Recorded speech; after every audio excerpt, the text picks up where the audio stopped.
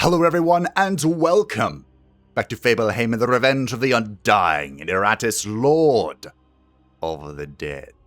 Ladies and gentlemen, boys and girls, ghouls and cretins, it's time. Oh, I'm nervous. I'm very nervous, but it is time to fight our mortal foe, the Inventor, who slew us last time when we approached with, I will admit, a bit of a half-assed strategy. But this time, I have spent nights thinking of how to overcome our foe. And I will tell you, this is the Inventor. He is a short dwarf genius amongst his kin. And he does a lot of annoying things. But the most annoying thing is that he gets 2 turns, and I hate it. So, he can stun you. Admittedly, I do have a way to respond to that, but that's kind of annoying. He can spawn 1 of 3 random pylons at any unoccupied spot, and he heals pylons to full. So you might be wondering, well, why? What's with the pylons, really?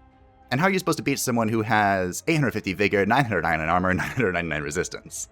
Well, the way the game gives you is that the pylons, when destroyed, will deal 100 vigor damage backlash to the Inventor. But one of these pylons, he can heal.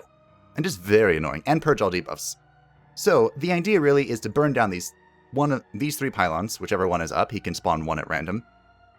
Like, it doesn't matter which one. If we kill a defensive pylon, it might actually be a supportive pylon that comes back in its place, is what I mean. So you destroy these, backlash them for 100 vigor, and, well, just try and burn them down, really.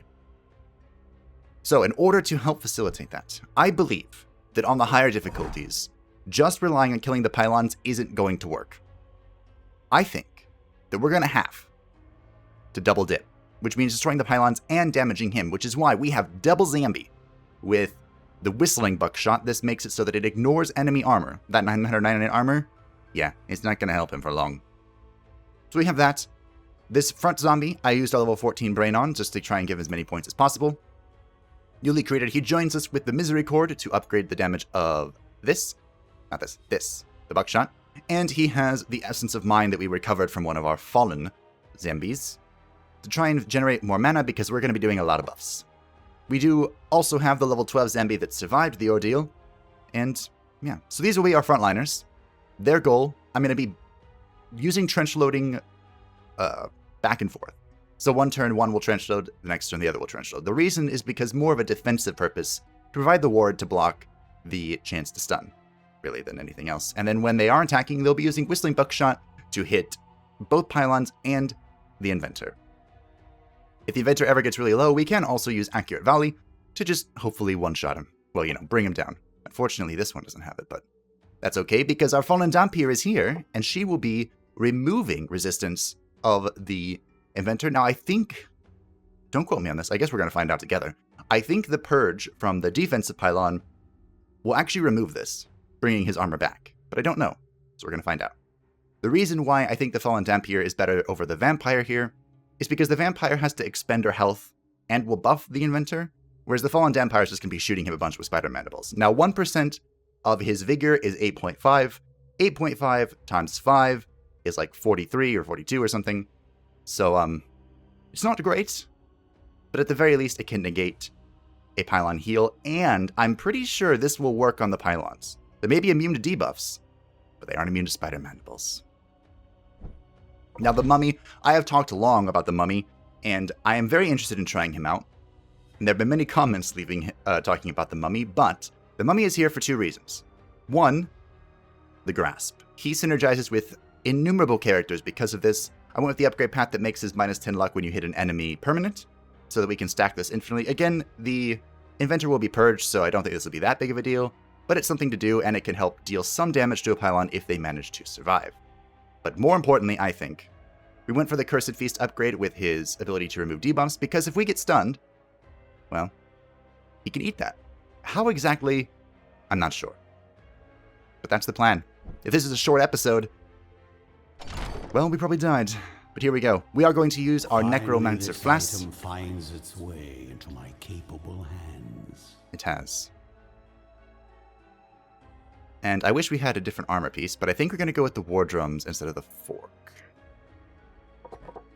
Because this will allow us to have additional initiative to set up on turn 1 and 2. And the fork doesn't help us at all. I mean, unless we win. We are going to use the Lancet. For more spell power, we're sitting at a whopping 75, so hopefully our buffs are kind of ridiculous. Which is the goal, because I'm going to be relying on them. A lot. If we fail, we don't have many brains to fall back on, but we do have a Bone Golem and a Vampire hanging out in the arena, chilling. Our Bride is in the mortuary trying to heal, and our Unfrozen is chilling here. So we have one more shot with a lapsdaisical group, but we will do our best. But no more speak of failure, because we are here for revenge. The Inventor. Oh, here we go. One of the chief sponsors of the great mining complex beneath the human castle, he thus bears a great deal of responsibility for freeing Iratus from his eternal prison. Thanks. Not that anyone would dare remind him of this fact, since his keen mind has been deemed invaluable by the Alchemist Guild. After all, few can actually calculate the precise amount of explosive power needed to clear a tunnel without causing a cave-in.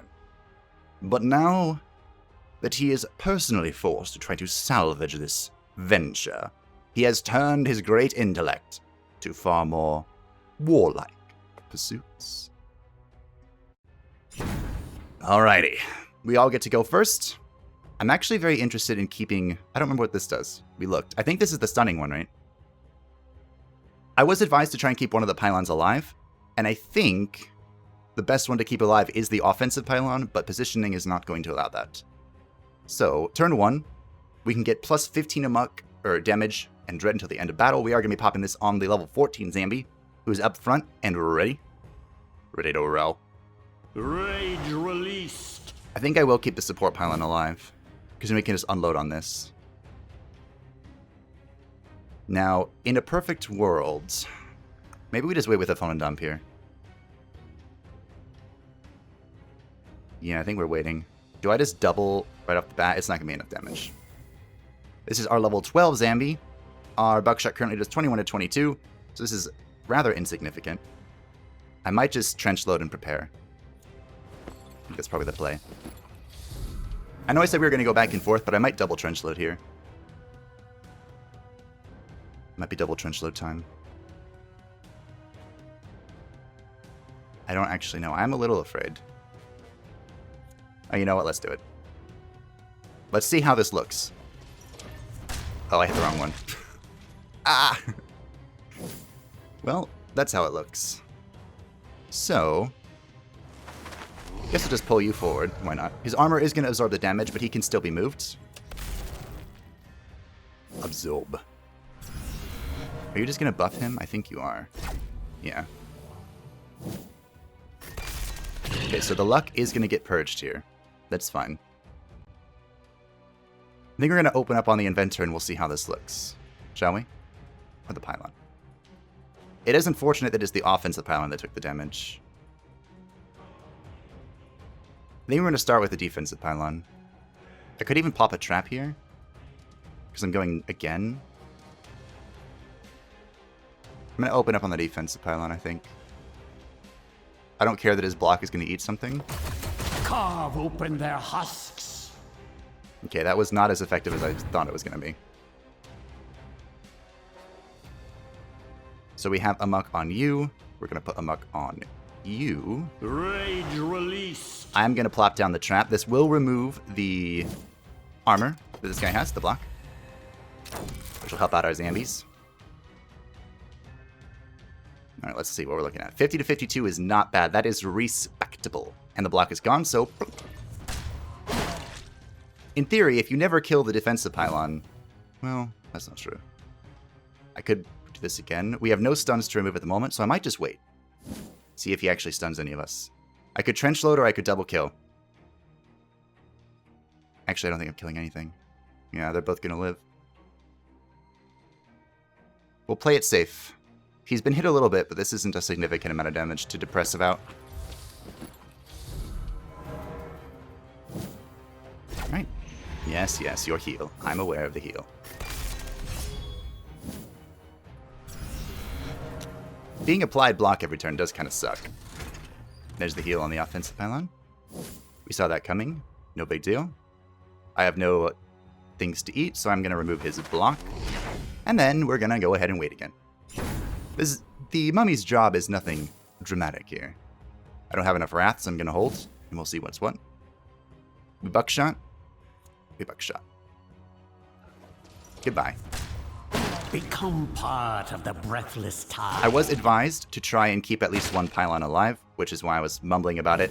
I'm not sure if the support pylon's the best one, but I mean, we have a pretty good way to deal with it, so maybe I just kill this. That's a thought, isn't it? Okay. Let's see. I could have trench loaded there, and maybe I should have, but I decided not to. Here goes the Inventor's turn once more. He's going to reconstruct a pylon. Oh no, reconstruct 2 pylons, of course. No stuns. So the double block in wards. There's a stun. That's why we brought the mummy. Oh, it's genius. I think I'm going to replace this trap. It's been working out really well. Super well. Even. Alright. Cursed feast. We have feasted on their flesh, master. And now we wait. Double support pylon, eh? Unfortunately, this defensive pylon is going to be very annoying. So we have double amok. They're up and running. It's time for the infectious lunacy. This is going to be 28.75% damage for 3 rounds. Madness manifest. Beautiful. Manifest all your madness. I could also cannon shot. That might be able to kill the defensive pylon. I suppose we should decide if we're keeping this alive or not. Like, if I'm just going to try and burn through it, do I care? I don't think I do. I do more damage than it, for the most part. Double block will be annoying. You could try and kill it? I didn't actually see if the spider mandible worked. I was very distracted, as one might imagine.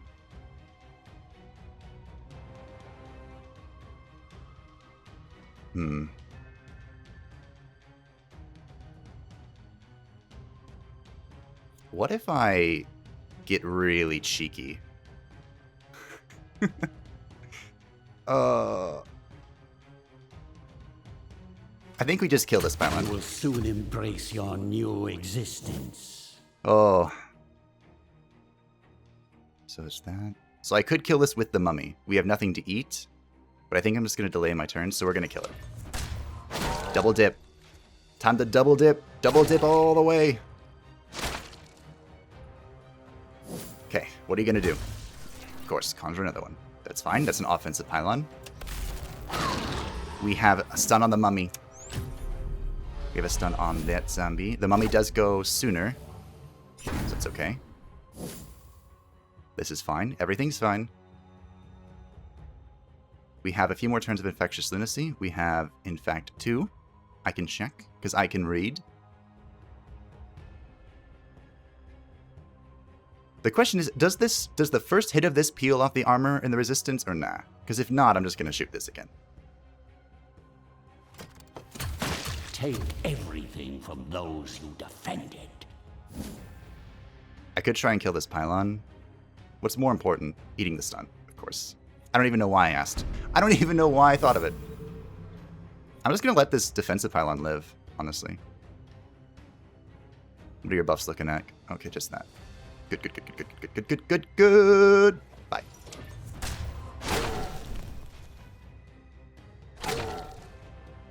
Okay. We ignore resistance, not wards, so that's kind of annoying. But we can set up to make sure that that is something we can deal with. If I had a bone golem, I could kill him right now. Resist. Resist all the things. Leave none alive. He has retreated. I think the Dhampir is waiting. I would like to put down another trap. That's worked out really well. I could pull him forwards. He has double ward. Do I start working on ward? We have one more turn of infectious lunacy. So I'm actually going to block his ward here if I can. Have a warm end, my friend. In fact, this is support, offense, defense. Do I just go for it? Extinction of life. Let's see. We have 119. I think I go for it. I'm gonna go for it. I think we got him. Oh, this is 65 to 67. Yes! Did you think we had forgotten? Did you think we had forgiven? Behold now the terrible vengeance Your service begins. of the Undying. Oh, yes, I'm so happy my strategy worked. We did it. Oh, I'm shaking. Success. That was genius. I came up with that one myself. I mean, ignoring the Fallen Dampier thing. And I appreciate all of your constant reminders about the mummy. The Cursed Feast came in spades. It just worked out. I'm so proud. Okay, what are you doing? Do we just hold for more damage? My. Or luck. I do like luck. Actually, we're going to the 3rd floor, aren't we? Okay. I know. Everything on the 3rd floor dodges. Zambi. You did work, Zambi. I'm proud of you. I'm proud of you, really. Proud enough to give you armor? You know what? You've earned it, bud. And this Zambi came in supplying our mana excellently. Well done, well done, well done. We have our gray matter. So now we're going for magic, right? It's time for magic. This might actually be helpful. Relentless Evil is really good, and this could be super cheeky. But I think we want to go for Fate, right? Guaranteeing crits is amazing. And then Finger of Death.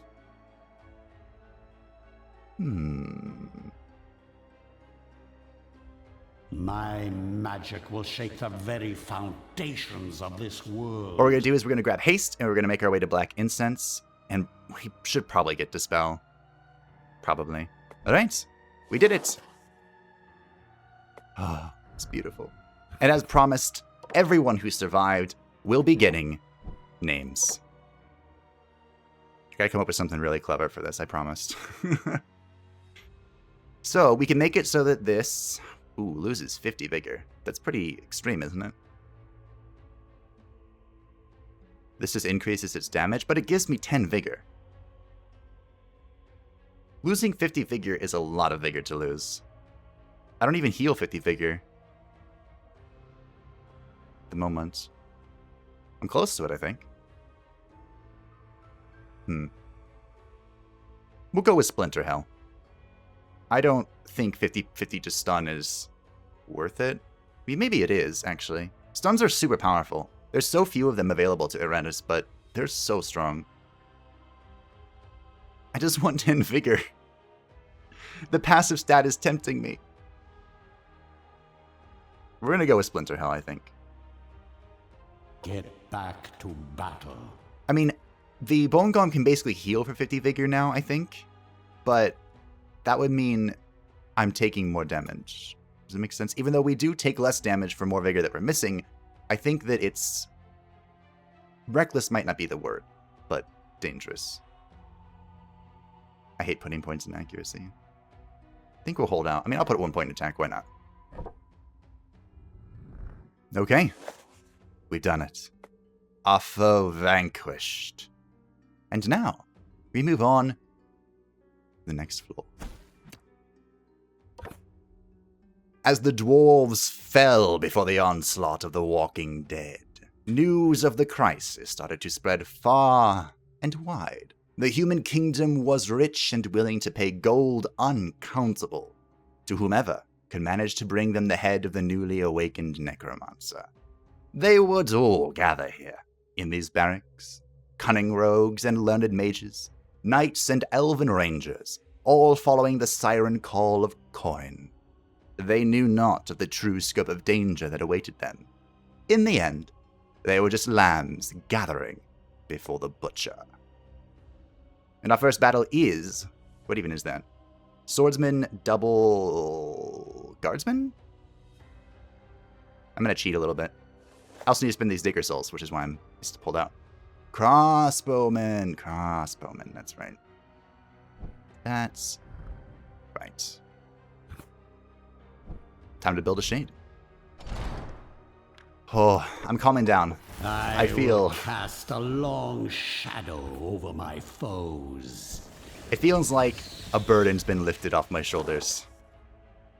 But, at the same time, I'm still a little afraid. So, with the crossbowmen... Do we want to try this? Mummy is hilarious. One of the dangers of this floor are twofold. One, they evade a lot. And two, they crit a lot. These are the true dangers of the third floor. The ability to interrupt stances. I think you can interrupt stances with your pole, like most of the time. That is a very annoying stance, though. And then you just have... Yeah, they have a bunch of armor as well. What if I just set them on fire? Can I do that? Can I just set them on fire? Come here, my bride. My dear, please come. It might be safer with the unfrozen than the zombie, though. Though he can't pull from that position. We'll try it, we'll try it. Worst case scenario, the bride can interrupt stances. What do we want leveling here? Kind of want the mummy in here. Sorry, mummy. You're gonna chill for a little bit. Ah. I'm so happy. Oh yes, all this block. I remember. Pepperidge Farm members. So, now that we've gotten through the challenging bit, I can now say that this episode will be a little shorter than usual. Obviously not super short, thankfully. And, the reason is because I slept for a long time. Ooh. These guys do have really low accuracy by default, but as they miss, they gain more accuracy, so being able to purge this is pretty helpful. Pretty helpful. What am I even doing? I need to generate... whatever. The reason is because I slept too long. So, I'm trying to still meet my usual schedule time.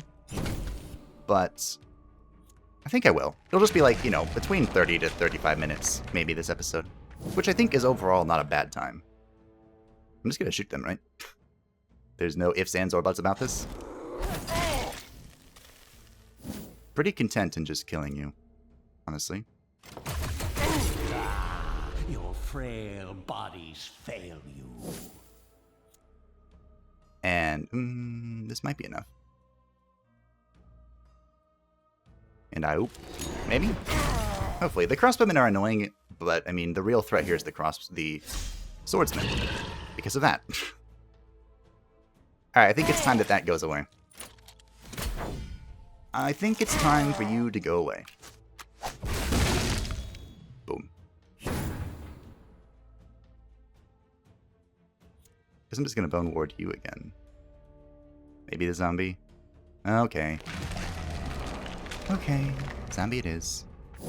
Let's mock him, shall we? I like mocking. Boop. And now you're dead. I did realize, though, by mocking, I couldn't purge this guy's buffs, so we're going to take one more hit from this. Alright, now we purge. Once I remove all of your wards. Then, we're going to purge. And I kill. Unfortunately, that wasn't quite enough. Bye-bye.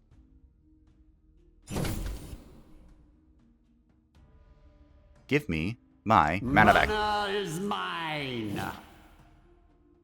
Alright. Let's just heal up and chill. That was a good series of events. Thank you. Now that's gonna leave a mark. No, actually, I think that the mummy would be pretty helpful here to lower their luck. We got a 15 brain. Ooh. 15. those of you that didn't know, 15 is when you can upgrade your Wrath ability. I think I talked about it last time. Maybe I didn't. Who knows? Attack. Roll damage. I think we're holding anything here. Speaking of Wrath, we can make this a curse. I forgot how big this curse was. It's a huge curse, but it's... Man. Light Caliber. What exactly is happening here? It's going from 60 Wrath to 50 Wrath, and moving 3 back instead of 2 back. Okay. My enemies are in for a nasty surprise. Now, one other thing I want to talk about is the Yolo solo build. Oops. It's over here in creation. The Boiling Blood enables what I like to call the Yolo solo build, which is basically you put one creation out there and let him solo everything. There are a few that I've seen and haven't tested yet and would kind of like to. One is the Headhunter. This is probably the least likely, honestly. I'm skeptical of this, but I've seen it. 2 is the Lich. The reason, primarily for this, is because if you upgrade Bone Shards into Shrapnel, you're dealing a significant amount of damage to 2 things. Now, obviously, the weakness here is Ward, and if the Lich gets stunned, he's in huge trouble, and I think the Lich needs the Vampire Fangs. He can leech a ridiculous amount of life. So we would need another item to make this work. 3rd is the Vampire. The main reason, of course, is because she can Bloodthirst, making it so that she can just heal through all of the now insane damage that she deals. Weakness here would be stuns and the like. That'd be unfortunate. That counters almost all of them, but the one it doesn't counter is the Yolo Solo Skeleton. You might be wondering, why on earth would you Yolo Solo Skeleton? And the main reason, I think, is because of Unnerving Fortitude. Basically, the skeleton enters a defensive stance that gives him plus 10 armor and plus 10 resistance, and with this upgrade, anytime someone hits him, he will deal stress damage back. It also makes it so enemies attack the skeleton more frequently, but if his skeleton's alone, there's no real point, honestly. And his unique feature makes him immune to all buffs and debuffs, including Mark, which really messes with these ideas, and stuns. So, I'm intrigued. My one concern really is that if I were to do the skeleton, or the vampire honestly, I had plans for them. I still need the Shackles of War to make the Creepy Clank plan work, but it doesn't mean I didn't have a plan. Now we do also have the Bloated Flesh. At the start of its turn, the minion restores 6 vigor for each unfilled squad slot, meaning if we were missing 3 units, that would be 18 vigor at the start of every turn. Is that enough though for the skeleton to survive by himself? Or do we need the Vampire Fangs? Because Vampire Fangs will heal a lot with Smite the Show-Offs. I don't know. I just thought I'd let you all know, because we did receive the Boiling Blood, and I don't want to say known for my Yolo solo builds, but I have a lot of fun when I do them, we'll say that. Each round, Iratus gains 12 Wrath. Oh, interesting. Unlocks a secret destruction spell, Chain Lightning. Deal a buttload of magic damage to the first 3 enemies. Huh. That's between 48 and 68 magic damage, and that's without the bride worshipping him, or us using a necromantic flask. At the start of each combat, all enemies in this 1 block and 1 ward. These are all pretty decent. I'm kind of leaning towards, well, maybe not. Destruction Maul, I can kind of do this rather easily, right? I can remove blocks and wards at my leisure with this group composition. What do I'm currently using the Purify Ring, right? I want Chain Lightning, but I think I'm going to go with the Spiked Rings. A dark collective. And the main reason is because our other artifact is the Ring of Purity. This is not horribly helpful. Obviously, we used it in the last fight, but it wasn't necessary. This... It embellishes my undead features. This enables a few things. Few things indeed. Curious. I will try to remember that we have the Purity Ring. I think that the best way to make use of everything is obviously to swap between artifacts depending on what you need. That is a level of min-maxing that I'm often forgot about. I want to go right. There are steels over here, and there are lots of rituals over here. But to the right, we have a steel, coffin, chest, coffin, ritualist. Alright, we're going to the right. So what are we looking at? We are looking at Triple Assassin. Ugh. You what, mate? Okay, Triple Assassin. Triple Assassin. How do we deal with Triple Assassin? You may remember the Berserkers from the second floor, how they did more damage based on the sanity they were missing. Rogues, the opposite. Okay, they're called rogues, not assassins. Same thing. They deal additional damage depending on the amount of vigor. Oh, the target is missing. I thought this was themselves. Okay. Okay. That's a little different. I think what we're going to do is bring out the Unfrozen instead of the zombie. Because I'm a little afraid of the zombie just getting absolutely shreked. 5 initiative for 3 turns. So, this is the damage. This is a damage increase, which is what we've been dedicating to, basically. So I might as well get that. Or we could try, if you were trying to lean into the initiative aspect, Winter's onset would be better. But I think this is weaker with the Unfrozen nerf. Now, prove yourself worthy of my investment. So we are going to go with Winter is nigh. I'm grabbing additional accuracy because we're going to miss a bunch. I'm so not excited for this, but we can do it. Triple Rogue, this might be the last encounter as well. Let's see if we can do it. I'm probably going to have to use some magic here, like offensive magic, not defensive magic. Lol. I'm definitely bone warding my... The sentence that finished in my head was bone warding my bride. I'm like, yeah, that's about right. Is that the only thing I'm doing, though? I wonder. We're going to go with Worship Him. And I'm thinking about the magic we want to use.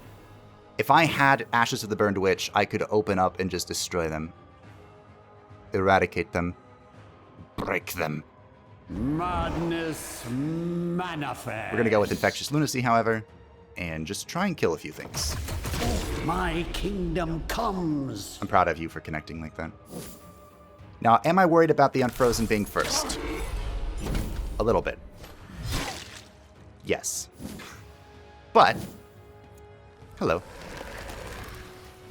See, I can't recover 50. I figure, like... Alright, the Unfrozen's dead. I've done everything I can to help him. He's dead. So if I haste... What are my options here exactly? They feel rather limited. In fact, they feel quite limited. Give them no mercy. We have a 1 and 3, or 1 and 4. Don't you do it. Hey, thank you. Gonna kill... I wish the Unfrozen could put himself in an ice cube, honestly.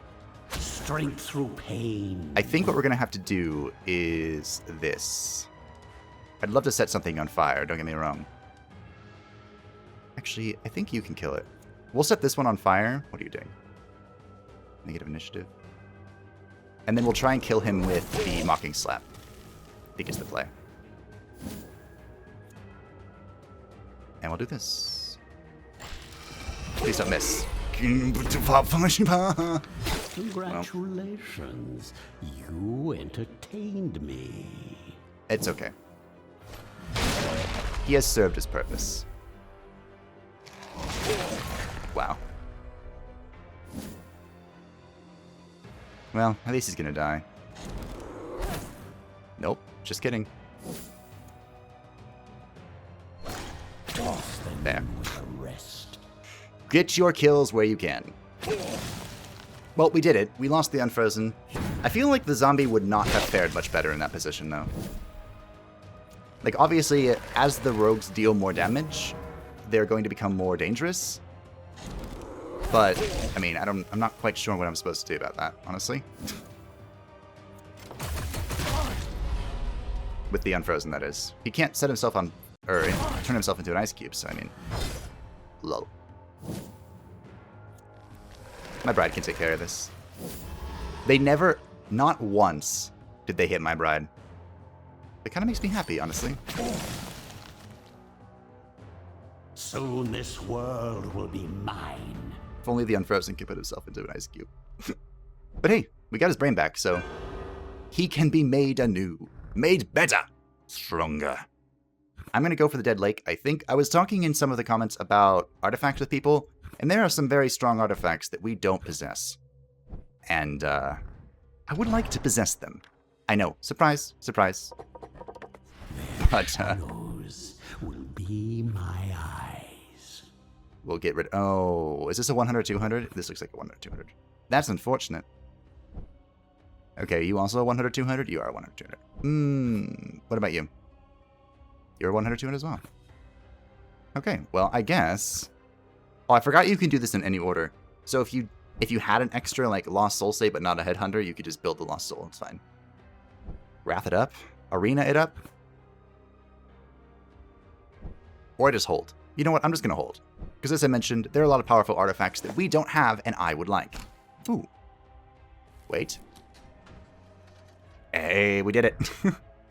I mean, calculated. The dead don't get to rest. So thank you all for watching. I hope that you enjoyed. We've killed the Inventor. Vengeance is ours. But we aren't going to stop there. The realm of the living must be overturned. There's the weird boss I mentioned last time, the Geralt. Obviously a younger Geralt. We will overturn the realm of the living. We're going to go this way, hopefully grab some items, get some neat things, try some new strategies. YOLO solo coming soon. Probably. But yeah. Hope you look forward to the rest of the series. Thank you for watching. Thank you for being here. Thank you for your feedback, your comments, and being you. And I'll see you next time. Bye-bye.